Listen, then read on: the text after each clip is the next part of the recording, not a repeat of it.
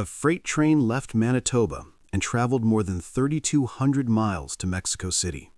It crossed the United States from north to south, used American rail corridors, relied on American crews for large portions of the route, and yet delivered nothing to the United States. No American port, no American exporter, no American intermediary. Just Canadian grain moving directly from Canadian farmers to Mexican buyers. That single journey marked a quiet but decisive break in North American trade history.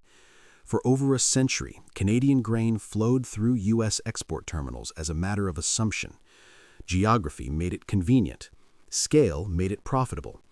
American ports, inspectors, handlers, and shipping companies built entire ecosystems around the idea that Canadian grain had to pass through the United States to reach global markets. That assumption is now wrong. The Manitoba-Mexico City grain train was not symbolic and it was not experimental. It was proof that Canada no longer needs U.S. export infrastructure to reach the world. The train did not detour through Gulf Coast ports. It did not touch Pacific Northwest terminals. It did not wait for U.S. inspections or get trapped in U.S. trade uncertainty. It simply moved, end to end, on a continental rail network designed to bypass American leverage.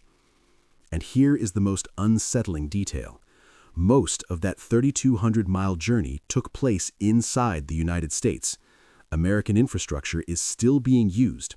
American workers are still being paid, but the value, the export fees, the terminal revenue, the strategic relevance is gone.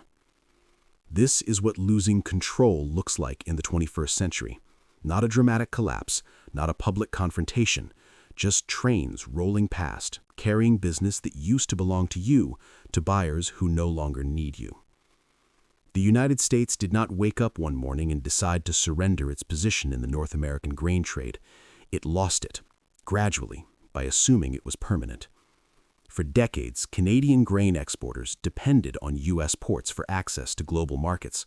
Pacific Northwest terminals handled massive volumes bound for Asia. Gulf Coast ports moved grain toward Latin America and beyond. Great Lakes routes fed the St. Lawrence system. The arrangement benefited everyone, and over time it hardened into complacency. American policymakers believed geography was destiny, but geography can be engineered around. The turning point came when trade stopped being predictable. Tariff threats, sudden policy reversals, weaponized uncertainty. For Canadian grain shippers, the problem was not one specific decision, it was volatility itself. When export routes depend on political stability, chaos becomes a cost. Canada responded the way states always do when reliability disappears, by building alternatives.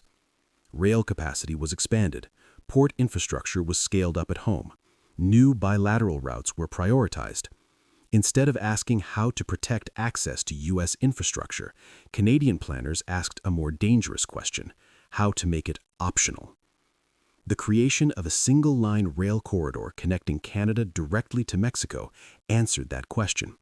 Suddenly, Canadian grain could move south without touching a U.S. port.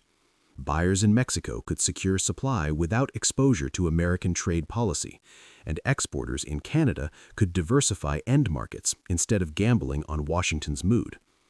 The United States did not block this shift because it never saw it as a threat. Trains were still running, crews were still working, infrastructure was still being used. On paper, nothing looked broken, but the business model had changed. When Canadian grain stopped passing through American terminals, the United States lost more than fees. It lost relevance. And relevance, once lost, does not come back automatically. Trade power is no longer enforced only by tariffs, treaties, or naval dominance. It is enforced by infrastructure and by who controls the routes that cannot be easily disrupted. The continental rail network now linking Canada, the United States, and Mexico was not built for spectacle. It was built for resilience. High-capacity hopper cars, new locomotive fleets, integrated scheduling across 3 countries. This is not incremental modernization, it is strategic positioning. Every trainload of grain that travels from Western Canada to Mexico generates revenue along the entire corridor. That creates incentives. Rail operators are no longer neutral carriers, they are active architects of trade flows. The more Canadian grain moves south directly, the more that corridor reinforces itself. And critically, these investments are long-term. Railcars last decades. Port expansions do not disappear when political leadership changes. Digital export certification systems are designed for permanence, not experimentation. Once buyers and sellers sign multi-year contracts using these routes, they do not reverse them casually. This is what makes the shift so damaging for the United States. The loss is not cyclical, it is structural. American exporters once benefited from scale, co-mingling Canadian and U.S. grain, optimizing shipping volumes, and meeting buyer specifications efficiently. As Canadian grain exits U.S. channels, those efficiencies disappear. Costs rise, margins shrink, competitiveness erodes. Meanwhile, Canadian grain becomes more price competitive precisely because it avoids U.S. bottlenecks and markups.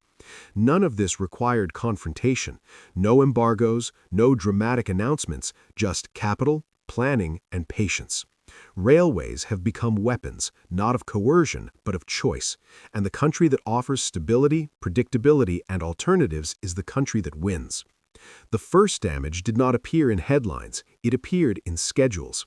Fewer trains arriving at Pacific Northwest terminals, lower throughput at Gulf Coast elevators, shorter shifts at Great Lakes ports. Canadian grain did not vanish, it simply stopped showing up where it used to.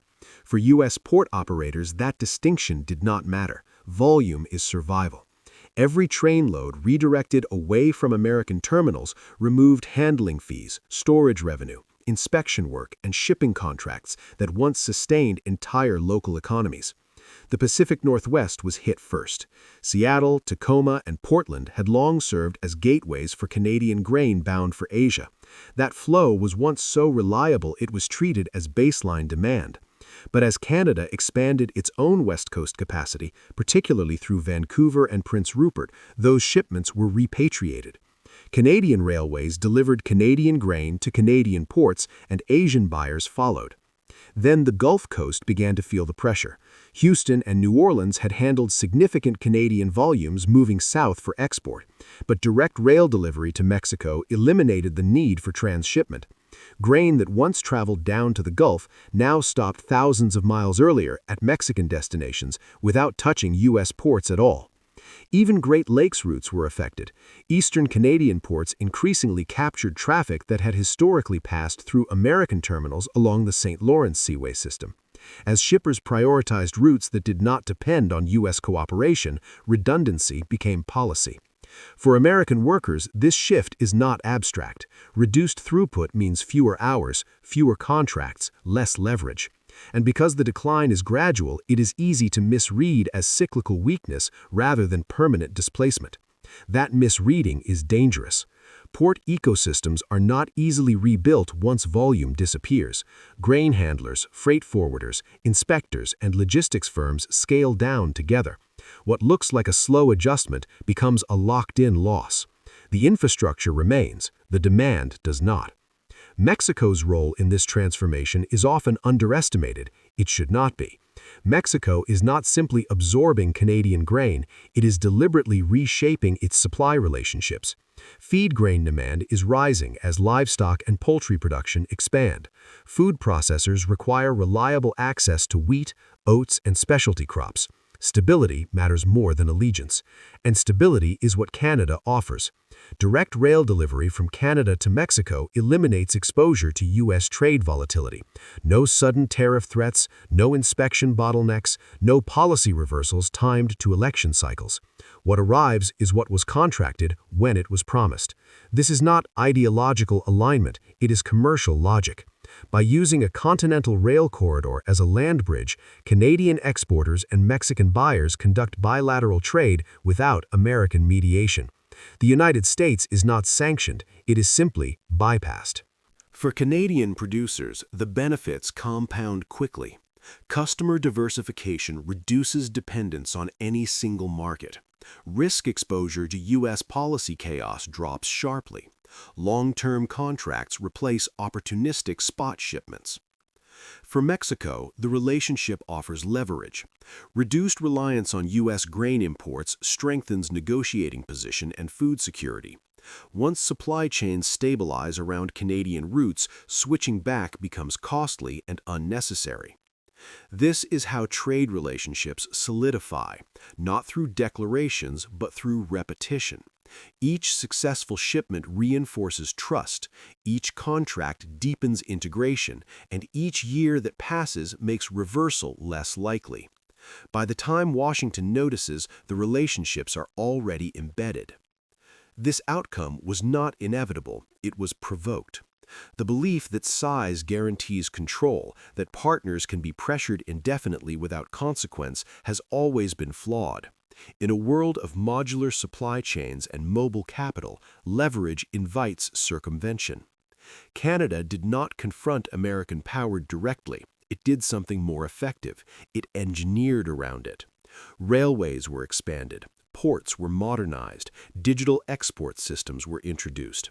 Investments were made not for headlines but for permanence. Each decision reduced dependence on U.S. infrastructure by a small margin. Together, they produced a decisive shift. And once that shift occurred, it could not be undone by political change. A Mexican buyer signing a multi-year contract delivered via direct rail does not cancel it because leadership changes in Washington. A Canadian exporter that invested in alternative routes does not voluntarily return to uncertainty. Infrastructure does not vote, it endures. The grain train from Manitoba to Mexico City is not just about wheat, it is a warning. It demonstrates what happens when trade relationships are treated as tools of coercion rather than mutual advantage. The grain is still moving, the farmers are still selling, the buyers are still buying. The United States is simply no longer necessary. That is the cost of confusing dominance with indispensability. In the modern global economy, you cannot bully your way to prosperity. You can only accelerate your own irrelevance.